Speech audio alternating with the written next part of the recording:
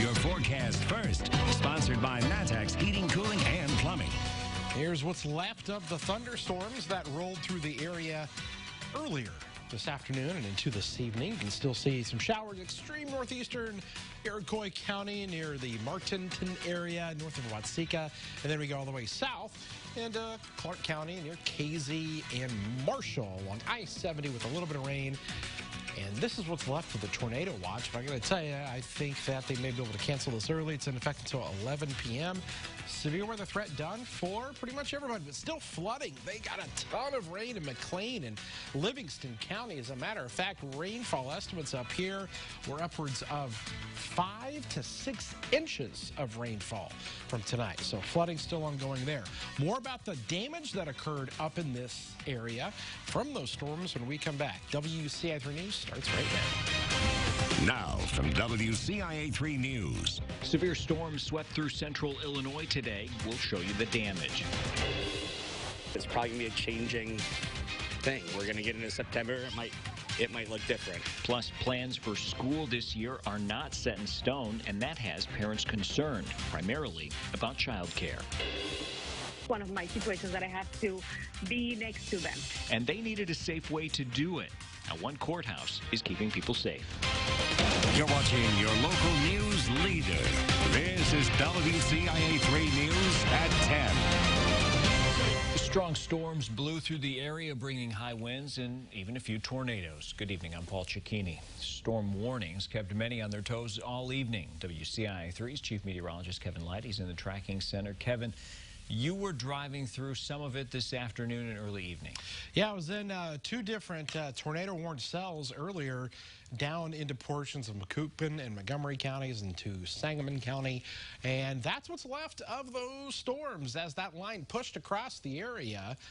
And in a few areas left some damage. These are the actual tornado reports. You can see here's one down into the Sangamon County area, then additional up south of Peoria, and then into Livingston County. Several reports up here and up near the Chatsworth area. That's right along the Ford and Iroquois County line, or I should say the Ford and Livingston County line. Here's some damage. You can see a shed up there that was blown apart, ripped apart there. You can see the sheet metal. Obviously some farm equipment there that took the brunt of that as well. And so that was up around the Chatsworth area. Scary looking pictures all around, including this one from Gilman of the actual, what we like to call a mesoscale supercell thunderstorm. Dangerous stuff. Good news is severe weather threat ending for tonight. We'll talk about the heat and how that becomes the bigger story when we come back in just a little bit. You've heard some people say that you prefer to have these severe storms hit in more rural areas because then they don't hit larger structures, causing that kind of damage. But that's really forgetting about the farmers and, like you showed, the damage there. Yeah, they've had to deal with the hail and the winds from the crop damage. There was more of that tonight up there, and then even this with a possible tornado up there for that farmer. Yeah, the evidence is right there on the screen. All right, Kevin, thanks. We'll check in a little bit later. 2 arrests have been made after a teenager was shot in Champaign this afternoon. Happened near Eureka and 4th Streets. She was taken to the hospital and is expected to be okay. Police brought in the crime unit van plus a canine unit. 16-year-old boy and 18-year-old Omarion Purnell were arrested. Here's an update now. The teenager charged with inciting a riot in Champaign is staying behind bars. A federal judge overruled another judge. He decided 19-year-old Shamar Betts should stay in jail. The move came a day after he'd been released from custody. A grand jury indicted Betts last week. He's charged with starting a riot that led to looting in Champaign on May 31st. About 50 businesses were damaged. Court records also show the looting cost taxpayers $100,000. Turning now to the latest numbers on COVID-19. The state announced nearly 1,200 new cases today for a total of more than 156,000 infections. The positivity rate for tests over the last 7 days is 3.1%. 8 more deaths were announced for a total of more than 7,200.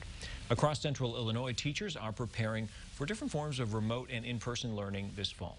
In Arcola, teachers are starting to arrange their classrooms to maintain social distancing. Agriculture teacher Courtney Walker ordered tables instead of desks so students could be more collaborative. Now she's Xing out half of each table to make sure students can stay 6 feet apart. She says today was an important step. Now that I've gotten to go in and do that, I'm actually a lot more excited than I was. until today, I kind of had this sense of dread. And I'm not going to lie, I'm still scared. I'm still scared to go back. But at the same time, I'm excited now. I'm like, okay, we're going to make this work. We're going to make this happen. It's not going to be the same, but that's okay. Right now, Arcola's district is tentatively looking at in-person learning 5 days a week with half days at the beginning.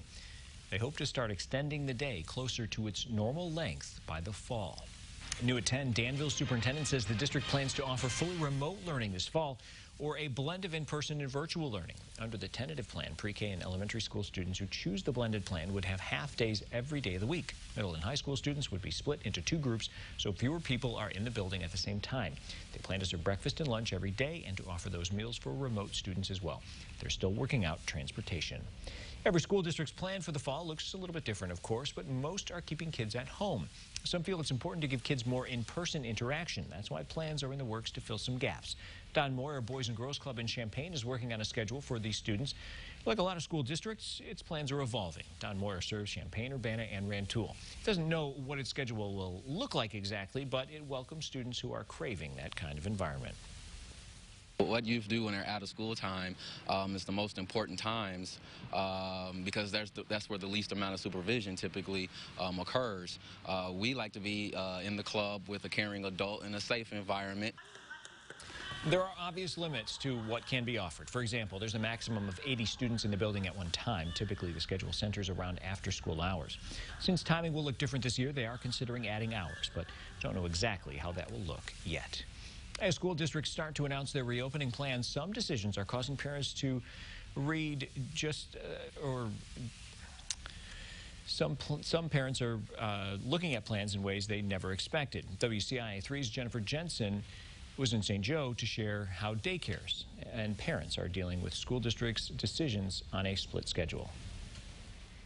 Across from St. Joe Grade School, Leslie Landreth keeps busy looking after the kids at her home daycare. Just in the phone calls that I'm getting, you know, there's a lot of people looking for care. She says the increase in phone calls likely comes from an influx of parents needing to shift their schedules. The St. Joe School District just approved a split morning-afternoon schedule for students, bringing half of the kids in for 3 hours from 8 until 11 and the rest from noon until 3. But that decision has left some families trying to figure out new daycare schedules to fit around the modified school day. Going from daycare, something where we could be very reliable, we knew we could drop the kids off pretty much any time and they'd be okay, to now being in a situation where you're kind of balancing both the daycare schedule and then also a school district schedule and trying to keep everybody happy. Brian Golish is a father of 3, and one of his kids will be starting kindergarten this year. He's also a teacher in Danville, so he has a lot to consider before the school year starts. For us in August, obviously there's a lot of nerves because if all of a sudden I need to be in at school and the daycare ends up closing, if Danville and St. Joe go on 2 different schedules, that's going to create a lot more anxiety for us. Both parents and daycare providers say one reason why it's so difficult to plan their families' schedules is because COVID-19 guidelines are constantly changing. I think the biggest struggle is just not knowing. And when you don't know the plan, you can't plan yourself. And the biggest thing we've seen just from our standpoint with doing daycare, especially because I did stay open during all the phases, I never closed, is that everything changes. So when you get a plan in place, it changes again. Ultimately, some parents say they'll just have to wait until right before school starts to make any decisions on childcare. Reporting, I'm Jennifer Jensen, WCIA 3, your local news leader. The St. Joe School District sent an online survey asking parents for their preference of morning or afternoon classes. While there's no guarantee, they said they'll try to accommodate everyone's requests. We have an update from 6 o'clock. Voters in Savoy will have to wait to decide whether they'll change the village's form of government. Village trustees decided to push back, putting the home rule question on the November ballot. Instead, they're considering it for the April 2021 election. Home rule would allow the village government to have increased tax opportunities and more of a say on issues like zoning and criminal offenses. One courthouse is adding something new to keep people safe during the pandemic. It's also breaking a language barrier. Plus, some did more than finish filing their taxes today, what change they're pushing for. And being a first-year coach during COVID-19 is no easy task, why one says he's more than up for that challenge.